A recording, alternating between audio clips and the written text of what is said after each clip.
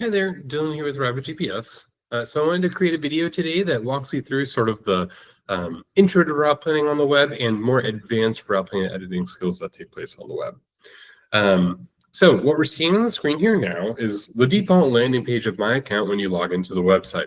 You just head to www.rabbitgps.com, log into the website using the same email address and password that you would use to log into the app. Both of your accounts, your accounts are linked together regardless of which platform you use. So anything you do in one space will be automatically available in the other. So you can take a quick look at what I have going on here. I have some recent routes that I've created, recent rides that I've recorded. But what I want to do is plan some routes. And what we're going to do is head to where it says Route Planner up at the top of the screen. So we'll click there. That opens up our route planner. And as you can see, I have a nice blank map, which is the template that we'll use to create routes of our own from scratch. You just set one setting, pretend you don't see what I'm doing here. I'll explain it in just a little bit.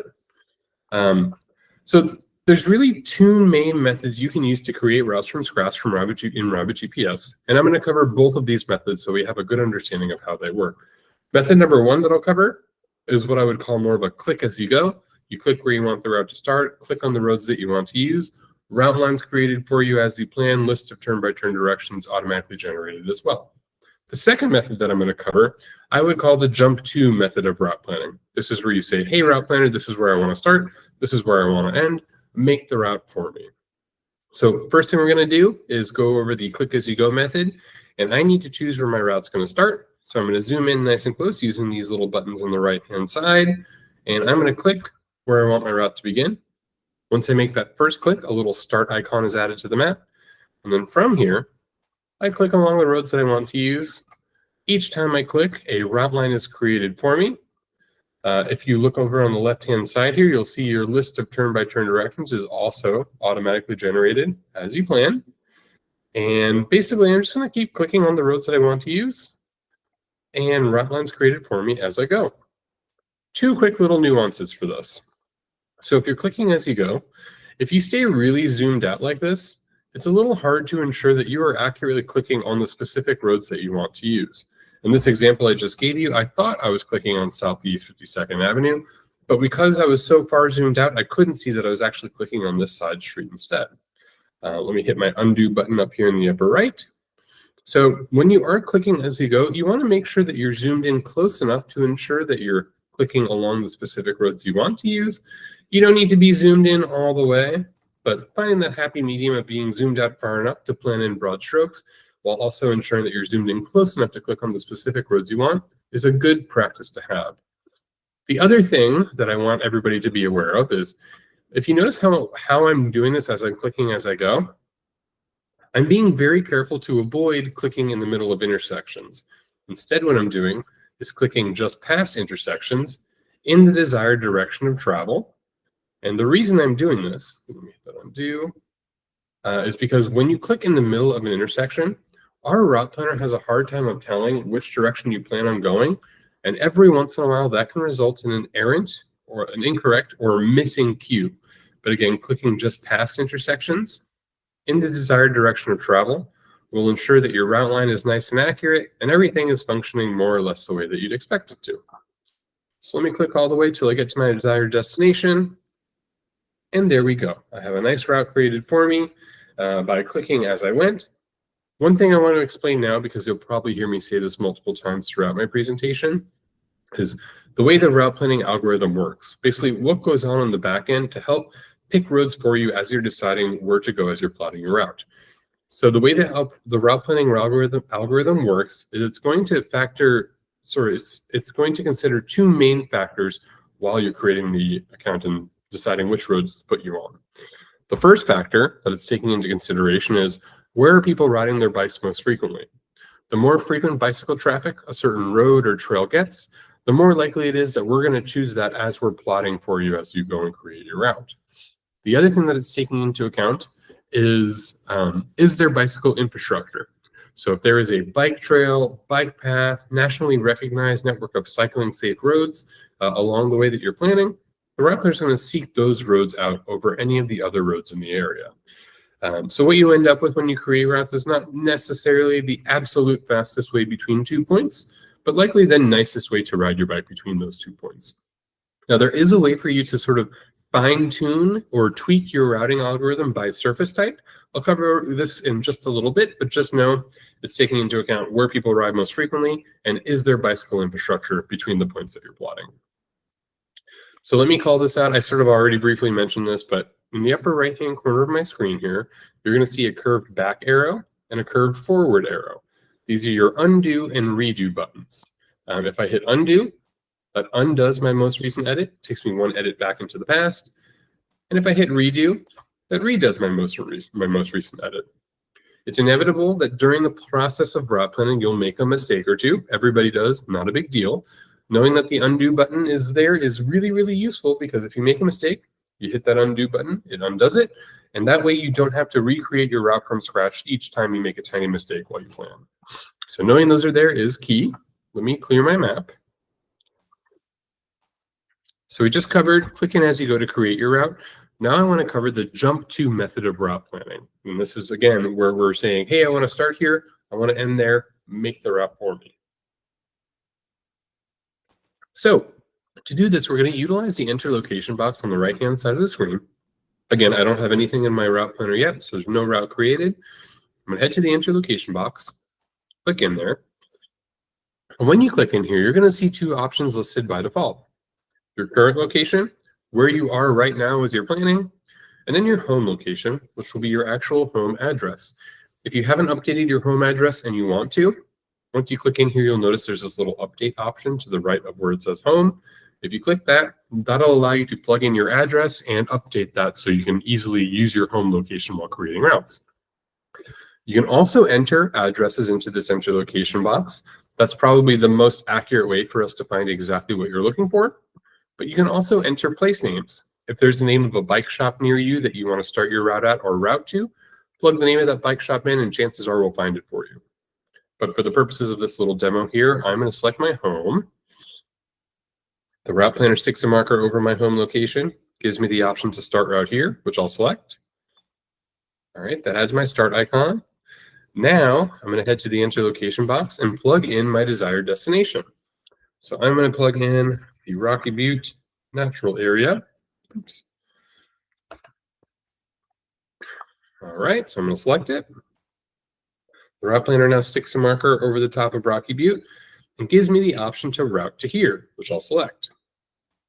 And when I do that, a route is created for me between those 2 points using the roads that are safest for cycling. My cue sheet is updated accordingly. Let's see that full cue sheet over on the left-hand side of the screen, and that's great. Now, let's say after the top of Rocky Butte, I want to continue on, but I want to click on some specific roads I'm interested in using. So I'm going to keep clicking. Okay, that looks pretty good so far. Maybe click a little further. And now I want to jump to Vancouver, Washington. Head to the enter location box. Type in Vancouver, Washington. Route to here. And there you go. So this is really just an opportunity for me to show you that you can always hop back and forth between clicking as you go or jumping from location to location. Usually if I'm creating routes from scratch, it's a pretty 50-50 mix of plotting along roads that I want to use in areas that I'm familiar with and jumping from location to location if I don't have a specific preference on which roads get used, but I just want to connect 2 points. Okay, so let me hit undo real fast. And I mentioned this earlier, but you can fine-tune your routing algorithm by surface type, and that option is over here on the right-hand side of the screen. You'll see right now it says any surface, and just to the right of that, there's a little down caret. If I click that, I see a couple of other surface type options. So when you have any surface selected, the route planner is sort of ambivalently hopping back and forth between paved and unpaved based on what makes the most sense for your route, what's sort of the most direct route, and we'll use a mix of paved and unpaved roads based on what makes the most sense. If I select paved, now the route planner is going to default to paved roads that allow cycling or have cycling infrastructure over any of the other roads in the areas. With paved selected, it's going to avoid unpaved roads wherever they might be. If I select unpaved, now the route planner is going to seek out unpaved roads whenever they're available. So if I'm plotting between 2 points or jumping from location to location, it's going to opt for unpaved roads at any point that it sees them. It's going to avoid paved roads whenever it can. So just a nice little way to fine tune your routing algorithm. For the rest of the presentation today, I'm going to leave mine in any surface. All right. So the next thing I wanted to do is talk about editing routes, because I think this is one of the areas that people start to get a little bit confused with how Rabbit GPS works. How we ultimately change the course of our existing route is by clicking and dragging the route line onto alternate roads we want to use. So let me zoom in nice and close here. And I'm going to say my proposed edit here, before I make it, is I want to leave my route, my original route, right about here at this intersection. Head north on the top of the Rose City Golf Course, head over, and then head down this little green bike path in the middle there, rejoin my original route. So right now, if I try to click and drag my route line onto alternate roads, this is actually really, really close to what I was looking for. The section of the route that's potentially changing is highlighting in gray. And as you can see, we're departing my planned route a little bit earlier than I planned and rejoining it at about the same point. But the thing that's concerning to me is that a lot of my route is potentially changing, and I only wanted to focus on a particular segment. Once I let go on my click, that edit is solidified. The route line moves over to that alternate street. But again, as I said, it wasn't exactly what I wanted. So I'm going to show you a slightly different way to be more specific about the edits that you make. Let me hit undo. That takes me one edit back. And you may have noticed earlier, let me recreate a few of these so you can see. You may have noticed earlier when I was clicking as I went to create a route, a lot of these white dots were appearing along my route line. So these white dots are called control points, and they serve two purposes in Rabbit GPS. Every time you click as you're creating a route, a little white control point will appear to show you where you clicked. The other thing control points do is they help constrain the structure of your route, so you can make really targeted and specific edits to your route line. Someone once described thinking of using control points like thinking of them as brackets. If you have two control points on your route line, two brackets, the only thing that's going to change when you click and drag the route line is just the section in between those two control points. Everything else stays exactly the same as it originally did. So what I'm going to do is zoom in nice and close, and I'm going to click my control point button on the right-hand side of the screen. You'll know the control point tool is turned on when it's highlighted in blue. This allows you to add control points strategically to your route line without actually adding distance. So the key here is your placement. I'm thinking of leaving my planned route right about here at this intersection. So I want to add my first control point right before the point that I plan on leaving. So right here, there's my first control point. I'm going to add my second control point just after the point that I plan on rejoining. So I think I'm going to rejoin right after this little bike path here. I'm going to click right on this part of the route line to add my second control point. So if I zoom out, these are my two control points. These are my two brackets. So now when I click and drag the route line onto an alternate road, the only thing that changes is just the portion in between those two control points. Once I let go of my click, that edit is solidified, and the rest of my route stays exactly the same as it originally did. Now, if you have existing control points that are making it hard for you to make the specific edit you want, with your control point button turned on, click on those existing control points to remove them. There you go. So I wanted to run us through a few of the quick editing options that you have in Rabbit GPS. I didn't mention this earlier, but this will be useful to know as I go into this next thing that we're going to cover. In addition to your route line automatically being created, your cue sheet being created as you go, you also have this elevation profile that's automatically created for you as you plan. This elevation profile is interactive, so if I move my cursor along the elevation profile, you see this little orange dot moving along the route line as well, which I like to pretend is the person riding the route. I do this just as a practice after I've created any route in Rabbit GPS, just to get a sense of the directionality of things. It's also a really nice way to catch any errors you might have made while planning, which is pretty useful. I didn't mention this earlier, but the metrics for your route, like the length, distance, elevation gain is going to be generated as you plan to. Right now, this route is about 10.1 miles in length, has about 685 feet of elevation gain. This last number that we're seeing over here is estimated time. This is worth talking about. Estimated time is a feature that is based on your past ride history. So every time you record a ride, we're taking that ride data, averaging it into your estimated time to say, hey, based on your past ride history, we think it's going to take you about this long to do this route. The more rides you record, the more accurate that number is going to be, and it's a great way to see roughly how much time it's going to take you to do the route that you're planning on. So right now, this route is a point-to-point route, starts at my home, heads to the top of Rocky Butte, and ends there. Let's say I wanted to make this a round trip, meaning I wanted to go to the top of Rocky Butte and then all the way back to my home using the same roads out as in. I'll click the out and back button.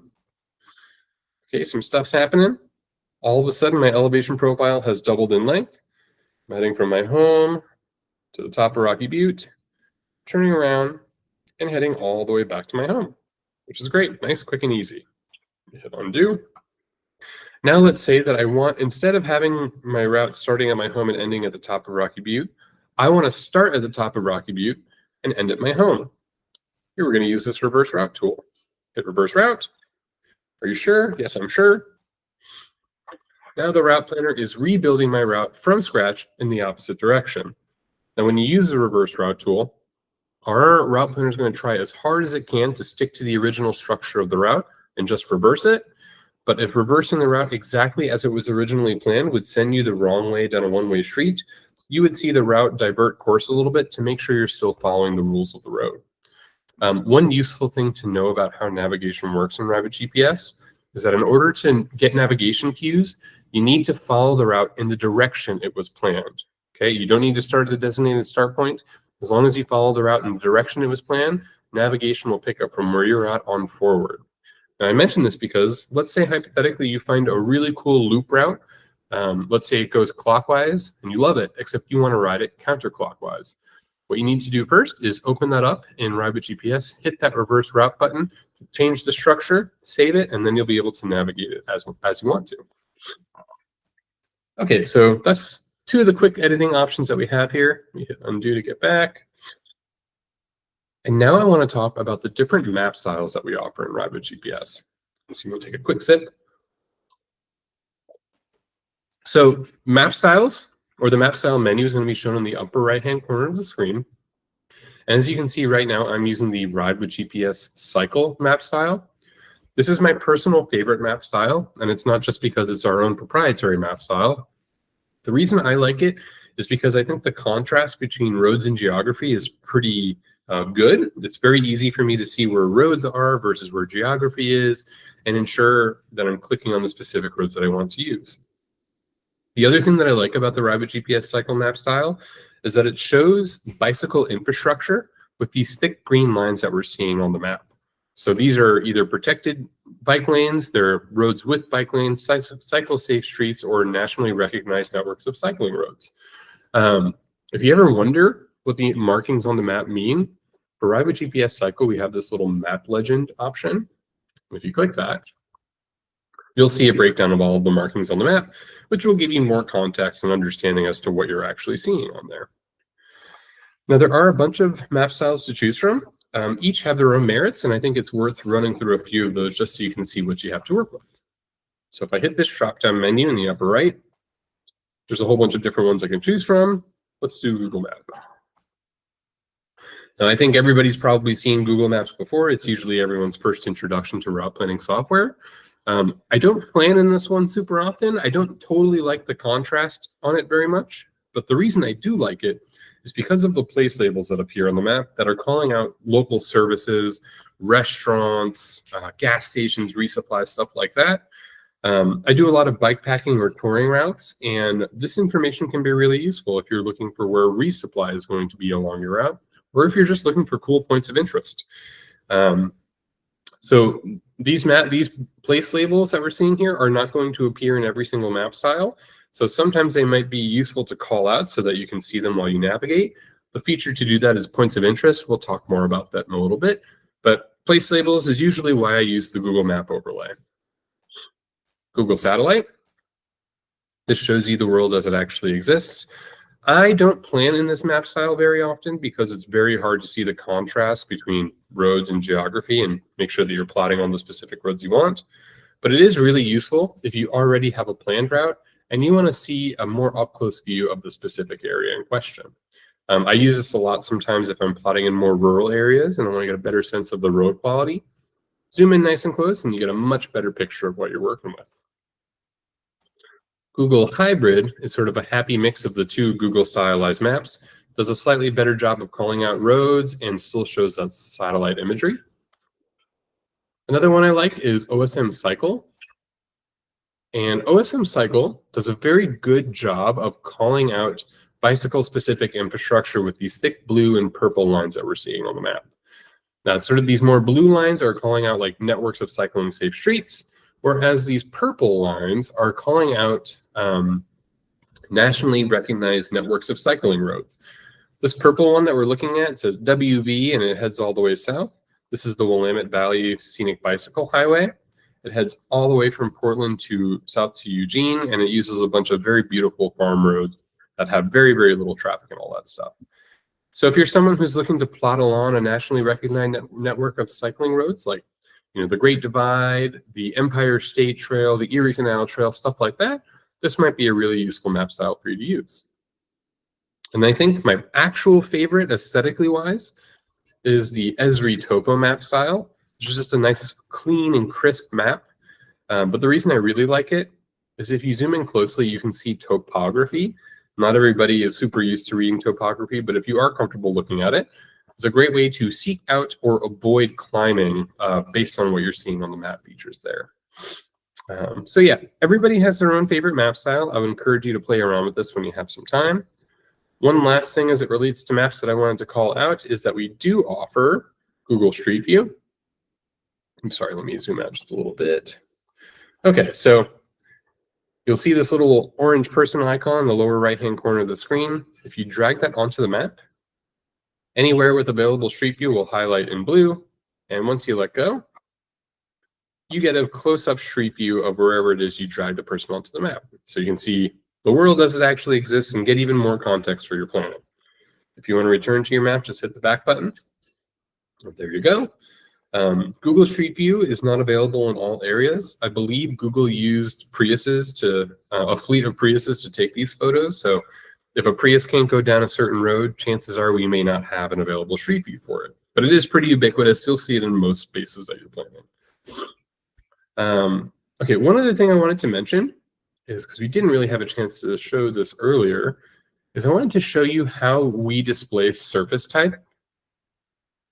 So I forced routing into the Forest Park area in Portland, which is pretty much entirely unpaved and allows cycling. You'll notice that in the elevation profile and on the route itself, I go from the solid red color to the sort of striped segmented white and red color, and that's the visual indication of the surface type breakdown. Solid red means that it is paved. Segmented white and red means that it is an unpaved segment. Again, more useful context to see while you're actually going through and planning your routes. What I want to do now is run us through the various settings that we have in your route planner and explain what some of those are. So I'm going to hit the settings menu. And this allows you, the map overlays options, allow you to customize what information you're seeing on your map and on your route line while you plan. Surfaces, that shows you the surface type breakdown. I would recommend leaving that on. Queue icons will show a little dialog box each place that you have a queue to let you see visually where it's located. If you have premium, you can click on these existing queues to see what they say and make edits to the information on there if you want it to be a little bit more specific. I will say that the queue icons make the route line look really busy, and I like to have my route as clear and as bare as possible when I plan. So I'll turn this one on and off as needed. Custom POI, this is going to allow you to see point of interest icons on the map. Again, we'll talk more about these later. I'll give you an example. Distance markers. If you turn that on, you'll see periodic distance markers along the route line, just giving you a heads up as to how far in you are at a specific spot. The closer you zoom in, the more of these you'll end up seeing. Turn that one off. And then one that I actually do leave on pretty much all the time is directional arrows. Directional arrows show these little directional chevrons along the route line, which give you a sense of the directionality. For a point-to-point route, it's relatively easy to tell which direction you need to go in, but for something like a loop route, it can be a little bit more complex. So those directional arrows make a good bit of difference. The stuff in the middle here is pretty self-explanatory. I won't go too much into that, but I do want to cover the hold spacebar to toggle menu. Right now, I have route line selected. And really all this means is if I zoom in closely, and let's say I'm like, oh, cool, I have this existing route, but I wonder if it uses, a bike path or a bike safe street. And I can't see because the route line is covering it. Since I have route lines turned on in the spacebar to toggle menu, if I hold my spacebar down, the route line temporarily disappears so I can see the underlying map data. And once I let go of that spacebar, the route line reappears and everything sort of works the same. So this is a really nice little thing to quickly hide something that might be obscuring your view and bring it right back when you're ready to move on. Okay, let me clear my map real fast. And this is about the point that we're going to transition away from talking about the most fundamental and basic aspects of the route planner and go into a little bit more of the advanced route planning and editing tools that you get with a premium subscription. The first thing I wanted to cover here is the Heatmap Overlay. Take a quick look at my map before I turn it on. I'm going to click Heatmap at the top of the screen and toggle on Global Heat Maps. Okay, all of a sudden my map gets really busy with these thick purple lines that we're seeing. So the heat map is a visual representation of where people are riding their bikes most frequently. The idea here is that the deeper and darker the color of purple we're seeing on a specific road or street, indicates the more traffic that specific road gets. We pull our heat map data from publicly recorded rides in Rabbit GPS. Anytime somebody heads out and records a ride publicly, we're taking that information and feeding it into our heat map so you can see where people ride most often. Let me give you an example of how this contrast shows. So I'm zooming into the Council Crest neighborhood. And this little squiggly oval we're looking at here is Southwest Fairmount Boulevard, and it's a very heavily cycled road in Portland. People will run laps on this road on their lunch breaks. It's relatively close to the city. And you can tell, if we zoom in close, it's got a very deep and dark heat map signature, which tells me this is one of the most popular roads in the area. If we zoom in a little bit closer, you can see some of these streets in the middle have some heat on them. A very light shade of purple is running through them, which tells me that, yeah, while it's not as popular as Southwest Fairmount Boulevard, people are still riding their bikes on this, so there might be something to it. If I didn't know this area well and I just wanted to plot along the roads that are most popular, I'd probably follow Southwest Fairmount Boulevard. But it also works really well if you've been to the areas a million times and you just want to explore a little bit. So maybe I'll follow someone's heat map signature for a little bit and see where it takes me. This is a really nice way to discover cool streets or roads you would never have otherwise ridden. I've used this plenty of times to do just that, and it's pretty fun. So the heat map works pretty well in urban areas, but as you can see, when you're looking at something that has a lot of grid streets, your map can just look really, really busy. Where I think the heat map really shines is in more rural areas where streets aren't quite as ubiquitous or they're not as well traveled. We zoom in here to the Carson area. I do a lot of gravel riding and bike packing here. Everything that we're seeing is pretty much all Forest Service roads. But if you take a look, you'll see that people are definitely riding on these roads. Forest Service roads are kind of tough to know that much about, and I think the heat map gives you a lot of additional data that makes plotting through here a little bit better. So this is reassuring. It tells me that other folks are riding through here. So if I was going to head out, chances are I'd be able to ride a lot of these really, really cool roads. The other thing that I'll mention here is that you can select duration of data that you're seeing. We have all time. That's heat map data from as long as the heat map has been a thing. Last 30 days is the last 30 days of recorded ride history. And last 7 days is the last 7 days of recorded ride history. I pretty much, these days I like to have last 7 days turned on because it's the most recent data available. This is also particularly useful on the shoulder seasons as we're sort of transitioning out of summer into fall, or maybe out of winter into spring. Certain roads are seasonally accessible, some are not. Having your heat map turned on is a great way to double check your work during those times and make sure that the roads or routes that you're planning on doing are actually passable given the time of year that you're looking for it. I like to take other people's hard work and exploration to help make my life a little bit easier, and the heat map is really nice for that. My one complaint about the heat map is that the color of purple for the heat map and the red of the route line is really similar, so the contrast isn't great. If you're somebody that likes to have the heat map on all the time, I would recommend changing your route color to something like blue. So if I plot through here now, Blue contrasts with that purple a lot better and allows me to see the route line a little bit more clear while still having the heat map overlay turned on. Or you just turn the heat map overlay on and off as needed if you need to get a little bit more clarity on your map. Okay, figure my map out real fast. And I'm going to temporarily take us outside of the route planner and head to the main landing page of my account. You can always get there by hitting this Ride with GPS icon in the upper left. Okay, so the reason I'm taking us outside of the route planner is I'd like to explain the difference between activity recordings, and routes in Ride with GPS, because I think this is another thing that's sometimes confusing for folks. Anywhere that you see these blue route badges indicates that it is a route. And when you see these green badges, might say other or cycling, that means that it is an activity recording. What's the difference between the two? An activity recording is just a record of your activity. It shows what you did and where you went. What an activity does not have is a cue sheet. And a cue sheet is what you need to navigate something. So activities are just a record of what you did and where you went. They are not navigable. Routes, on the other hand, you can think of as a plan for an activity. Routes are going to have a cue sheet associated with them, and therefore can be used for turn-by-turn voice navigation in our app. But it's going to be inevitable that you go on a ride that you had a great time on, and you want to turn it into a route. Luckily, we have a tool that makes that pretty quick and easy for you. So I'll use my pre-birthday adventures ride. I'll click on that to see it in full view. Now, if this were a route, I would see a cue sheet listed over here on the left-hand side of the screen. But as you can see here, there's none listed. So what I'm going to do is hit More, Open Copy in Route Planner.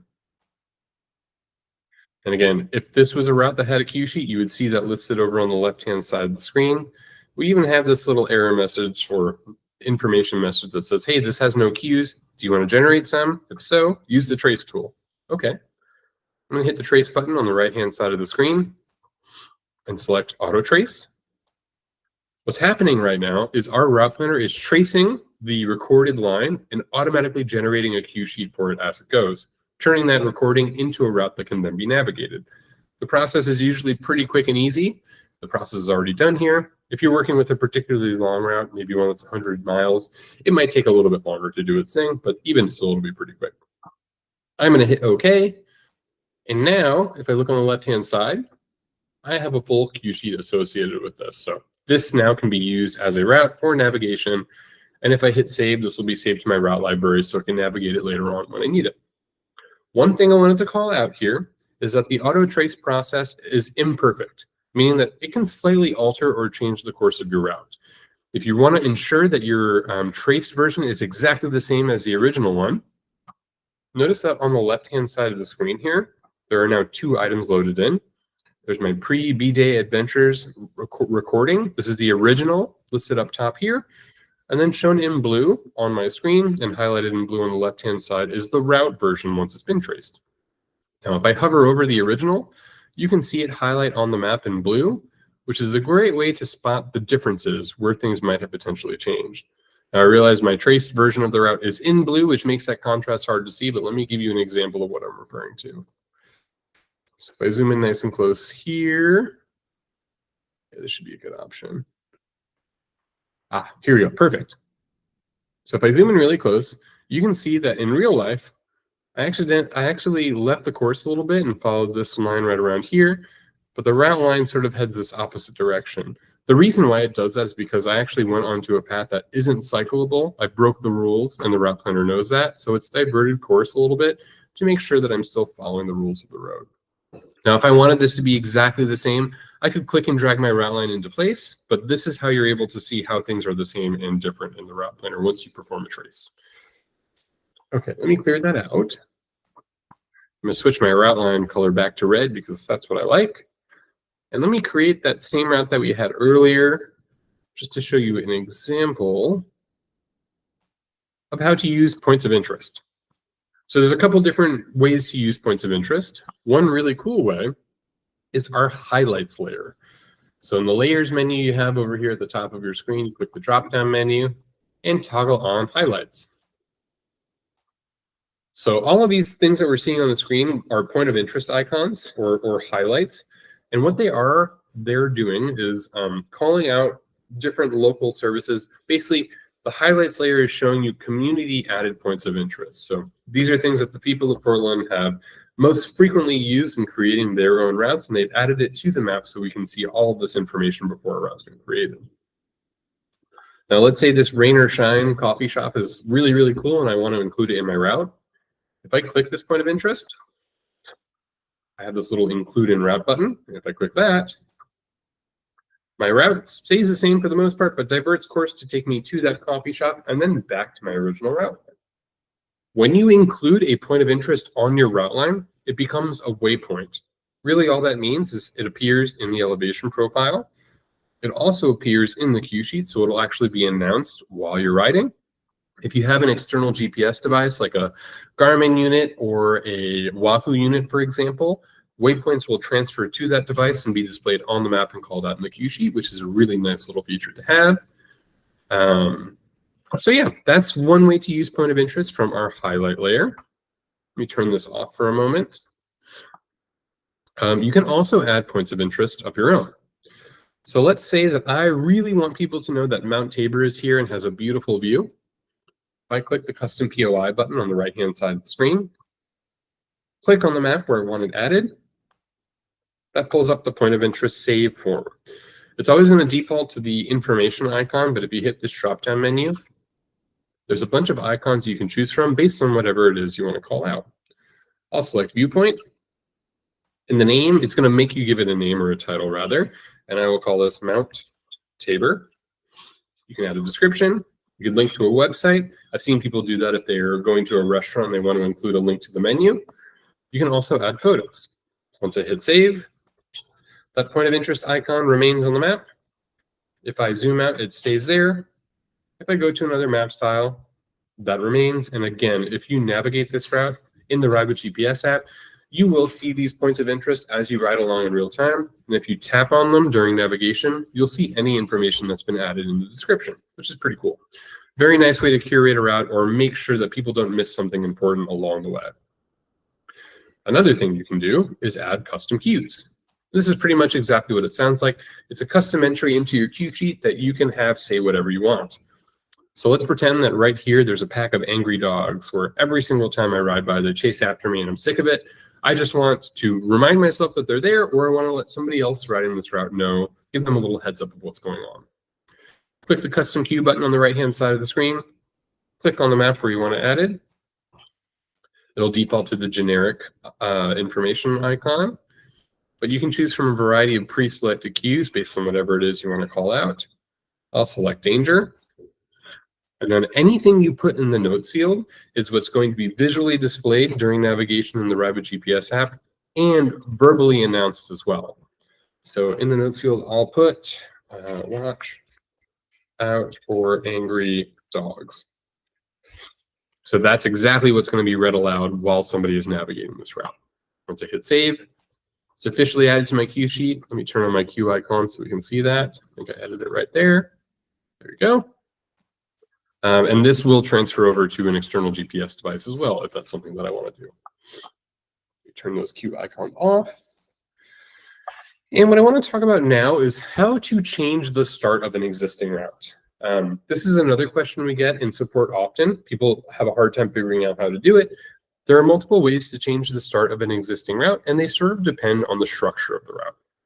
My point is like changing the start of a point-to-point route might be a little bit different than changing the start for a loop route. So I'm going to run you through the various ways to do this. Right now, let's say I want to move the start point from where it is right now to Mount Scott. This is actually going to be pretty easy to do. All we're going to do is click the start icon, drag it over to Mount Scott. But we do have to do something first before we start dragging. Because right now, since I don't have any control points on this route, if I click my start point, drag it over, a lot of my route is potentially changing a little bit more than I want, which is not what I want. Let me hit the undo button. So before I drag my route over, I'm going to zoom in nice and close, and I'm going to add a control point just after my start. So I click my control point tool, add a control point just after my start. The reason why is this control point locks in the entire rest of the route after my start point, after that control point. So now, when I click and I drag my start point over to Mount Scott, The only thing that's changing is just the portion before that first control point. Once I let go, that edit is solidified. The rest of my route stays exactly the same. The only thing that's changed is just the portion before that first control point. Changing the endpoint for a point-to-point route, exactly the same. So let me clear my map. And I'm going to take us outside the route planner to show you a little bit of how you can work with loop routes and change the starts for those. Let me find a good example of one here. Okay, Mount Tabor loop, perfect example. So this route does not start at my home location, but let's say I want it to start and end at my home. If I hit the edit button just while viewing this route, one of the options is change start location. So here, if I click in, I can plug in either of these pre-selected options, current location or home. I could also plug in an address or a place name that I might want to change things up to. I'm going to select home. What happens here is the route planner takes care of all the hard work for you, creates this, recreates this route so it now starts and ends at the desired location, and routes you to the nearest point of the existing route as you follow along and then head all the way back to where you started. You'll notice that you also have the option to route from your new start and end point to the designated start point of the original route. Both options are great, but they are awesome because it's nice and quick and you don't have to open it up in the route planner at all. Once you hit Save New Route, this is officially added to your route library so you can navigate it later on. So that's one option. The other option, let me head to my route planner. For those of you who are premium, you have access to this little import button, which is basically a direct line into your route library and allows you to pull in existing work without actually having to leave the route library at all. So I'm going to hit import. I'm going to search for a route that I have by keyword. Okay, this is the one that I want. Click where it's listed, add to planner. And now I have this loop route loaded in.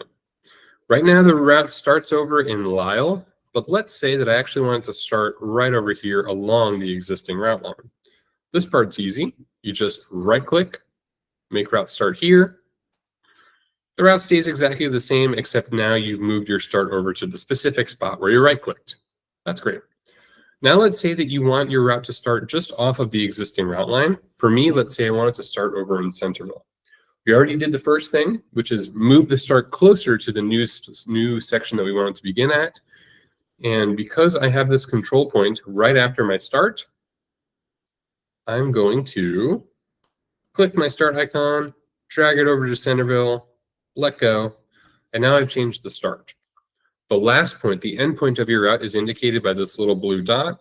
And as you can see, it stops just shy of my new start point. If I want to bring this back over to Centerville, all I have to do, because I have this control point here, is click the endpoint, drag it over to Centerville, let go. And now I've changed the start and end point to just off of the existing route. The rest of the route stays exactly the same because I already have those control points there. Don't worry if you don't remember all of this. It'll be in that little follow-up email that you get as reply up to this as well. So yeah, that's changing the start of a planned route. Let me clear my map. I'm going to pull back in that same route that I was working on earlier. Look at that. Okay. So the next thing that I wanted to show you is another way to edit the middle portion of an existing route. I've already showed you how to do this with control points, clicking and dragging the route line into place. But you'll notice that when you do that, the route line highlights in gray to sort of say, hey, if you're not using that original route, the route planner in Rabbit GPS thinks this is probably going to be the next best route for you to use. That works great most of the time, but there will ultimately be some moments where you have a very specific idea of the alternate routing that you want to do, and the route planner just isn't choosing it for you. That's where this new tool comes into play that I'm about to show you. It's called the delete selection tool. So right now, my route line is sort of heading inward, following this unpaved road and linking back up to this river up top. But let's say that instead of turning inward here, I instead want to utilize some of these grid streets out here, do a whole bunch of twists and turns, and then make my way back to the original route connect up top here. So what I'm going to do, the delete selection tool is something that you'll use from the elevation profile. I'm moving my cursor along, and then just before the point that I plan on changing things up, I'm going to click and hold down, drag along the elevation profile until I've gone just past the point where I plan on rejoining. Right now, you'll see in the elevation profile, there's a little highlighted block showing.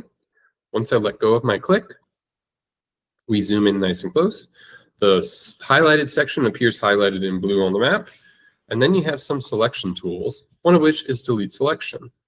Now, when I click this, it's going to break my route into two portions. It's going to be everything leading up to the portion I delete, and then everything after the section I delete. It'll just get rid of the highlighted blue portion here. I'll hit delete selection. And now it kind of looks like I just deleted the entire second portion of my route, but I didn't. Two parts of my routing here. What we're seeing on the screen right now in red is everything leading up to the section I deleted. And then up top here, this faint gray section is everything after the portion I deleted. Excuse me. You can see both of these items listed over on the left-hand side of the screen. My active route is the one shown in red on the screen and highlighted in blue over on the left-hand side. And if I hover over the second unnamed route, which is everything after the section I deleted, it highlights in blue on the map, so I can see it a little bit better. You'll also notice this little green dot, which will be there every time your route is split into multiple segments, and it's ultimately how we rejoin our routes back together. So what I'm going to do now is click on the specific roads that I want to use. Okay, and I'm going to purposely make this like so convoluted just to call out that this is never something the route planner would have chosen on its own, but this is something that I really want to do, so I'm mapping it in here. And now that I'm close enough to that green dot, I'm going to hover over it. The route planner shows you a little marker to give you just a preview of what this connection is going to look like. And once I click that green dot, everything is joined back together. Most of my route stays exactly the same, except now we have this little weird section that I added in here. So the delete selection tool takes a couple of tries to get just right, but it's probably the most powerful way to make a really specific edit to the middle portion of an existing route. I think the key to using this, similarly to using control points, is starting your highlight right before you plan on leaving the original route and ending your highlight just a little bit past where you plan on rejoining it. So now let's say that I really like this route, but I want to split it into 3 individual segments. Maybe I feel like camping and I just don't want to do 60 miles in a day. If you hit the split route tool, you can split from the route line itself or from the elevation profile. I usually prefer to do this from the elevation profile. So I'm going to move my cursor to roughly 20 miles and click. That splits my route into 2 different segments. I have the first 20 miles on the screen in red. And then over here on the left-hand side, this is everything after that first 20-mile split. Now, if you're taking a big route and splitting it up as you go, I would recommend saving each time you perform a split. So I split the first one. I'm going to hit save. I'll call this Big Trip Day 1. I'll hit save. And now day 1 is saved to my route library, but I still have more work to do. I still have more splitting to do. So I'm going to hit this X, which allows me to stay in the route planner. Big Trip Day 1 is saved. Now I'm going to click the unnamed route to make that the active route, the one that I'm currently working on. And I'm going to rinse and repeat these steps. Move my cursor to 20 miles. You can also use the split route tool from the right-click menu. So I'm going to right-click, split route, and that splits that route up. So again, I'm going to save as I go here. Hit save. I'll call this Big Trip Day 2. And whenever you're working on existing routes, you'll see these 2 different options for saving. Overwrite means you're going to replace the original version with this updated version. Not what I want to do in this instance. The other option is save as new route, which saves this new route in addition to the original route, which is what I do want to do here. I'm going to hit save. So now day 2 is saved, but I still want to save the last little portion, so I hit the X. Click the unnamed route, hit save, and I'll call this Big Trip Day 3. Awesome. Now let's say that I've had a change of heart and I actually want to rejoin all these portions of route back together. Everything's loaded in my route planner already, and remember those green dots? That's ultimately how we're going to join things back together. So I'll click that green dot, joins day 1 with day 2, hit that last green dot, and that joins this route with day 3, and now I have that nice continuous loop route all over again. For those of you who are planning really, really long trips, I would recommend keeping the longest individual segment of route to about 250 miles or less. Anything over that, the file size is pretty big and can potentially cause issues if you're navigating on an external GPS device or even with the Rabbit GPS app. But 250 miles, 400 kilometers or less tends to be like the perfect file size that works well in pretty much all scenarios. All right, so the last thing I wanted to show you here are some of the advanced map layers that we offer, which are pretty cool. So we'll hit that layers menu. I've already shown you highlights, which are the community added points of interest, so I won't cover that one again. The next one that we have is MTB trail ratings, which is pretty cool. If you're a mountain biker, this is going to call out mountain bike specific trails and show you the trail ratings, which is a really nice way to plot specifically for mountain biking. It's also pretty useful if you are somebody that wants to ride unpaved roads but isn't comfortable riding on mountain bike trails. Having this turned on is a great way to either seek those out or avoid them entirely.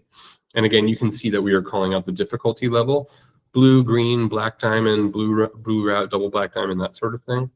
If you ever wonder what any of that stuff means, there is this little legend listed in here, which is really useful. The other option is unpaved cycling. And as you can see, once I turn that on, anywhere that allows that shows that is a cycling allowable road that is unpaved highlights in this beige color. And again, whether you're looking to seek out unpaved roads or avoid them completely, seeing them as a base map before you've created the route is super, super useful. So for those of you who like to plot that way, have this turned on. Turn that off. The next one is wind. This one's pretty cool. So wind will show you the wind speed and direction as a base map. And right now it's showing us the speed and direction in real time. But let's say I created a route and I'm going to ride it tomorrow, and I'd like to see, what it's going to look, what the wind speed and direction looks like when I actually plan on riding it. If I move this slider bar to, let's say 4 o'clock tomorrow, I can see the wind speed and direction at 4 o'clock tomorrow when I actually plan on riding this route. So I can tell if I'm going to be fighting a headwind the entire way through. Pretty useful. Let me turn that one off. And now we have air quality. Unfortunately, this is a pretty useful one in the Pacific Northwest. We're having lots of fires this time of year, and this allows you to see just the air quality index in the specific places that you plan on riding. You can actually spot forest fires using this sometimes. You can see that Central Oregon is having some fires here. So is Idaho right now. Yes, unfortunate, but again, very useful overlay to have if you're living in those sorts of conditions. Let me turn that one off. And we'll go to snow depth. Again, we're sort of at the end of summer. Everything's pretty hot, so there isn't a lot of snow cover. But just to give you an example, here's Mount Adams. It's snow-capped right now, and that is indicated by these purple markings that we're seeing. If I was looking at this in winter right now, you would see pretty much this entire area is covered in purple. This is a really nice overlay to have, especially if you're planning in the shoulder seasons when snow is receding. Some areas will be covered, some will not. Having that snow overlay is a great way to save yourself the trouble of going to a remote area, only to realize that you can't ride through it right now. And then the last advanced map layer that we have is US cell coverage, which shows you just a map of coverage in the US of where cell coverage actually exists, which is a nice way to see whether or not you're going to be able to make a call or receive a call in the areas that you're riding. All right, let me turn that off. So yeah, that's a quick run through of how to plan and edit existing routes, or how to plan routes of your own in Rabbit GPS. I probably will say this during the webinar itself, but everybody here is welcome to email me with any follow-up questions you might have. My email address is Dylan, that's D-Y-L-A-N, @rideWithGPS.com. Email me with any questions that you might have as you practice stuff on your own, and I'll be very happy to help along the way. Thanks for watching, and yeah, let me know if you have any questions.